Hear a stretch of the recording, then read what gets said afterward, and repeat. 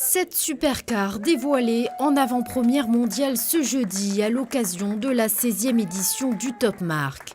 Voici tout d'abord Zaccaria, dotée d'un V12 de 700 chevaux pour seulement 850 kg. Elle est la première F1 homologuée sur la route. Quant 48 volts incarne quant à elle véritablement les innovations de demain, avec des batteries à flux utilisant 2 électrolytes liquides. Et enfin, annoncé à Genève, McLaren Grand Tourer a été dévoilé en exclusivité en principauté. C'est un modèle très différent dans la gamme. Il ouvre justement une voie vers le design, l'élégance, qui ne sont pas forcément les codes esthétiques de la marque au départ.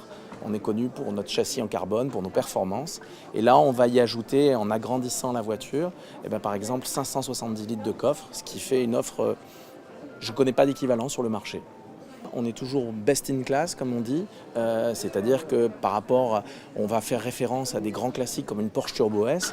Sur un 0 à 200, on va être plus rapide qu'une Turbo S.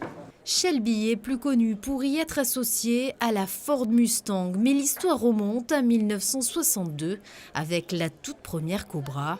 C'est cette légende que la firme propose de faire revivre aujourd'hui au volant d'une des héritières directes de cette fabuleuse lignée. On a 2 modèles un peu mythiques de l'histoire de Shelby.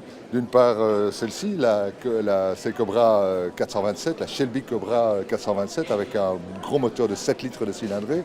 Puis on a également amené une GT40 Mark I parce qu'il faut savoir que Ford, à l'époque, en 1966, pour gagner le Mans en 1966, avait demandé à Carroll Shelby de s'occuper de la préparation des voitures. Toutes fabriquées main à l'unité, oui.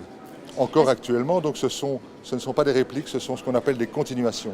Donc elles sont faites comme à l'identique, comme dans les années 60. Mais le salon Top Marque, c'est aussi des montres, des vélos et des bateaux à découvrir jusqu'à dimanche au Grimaldi Forum.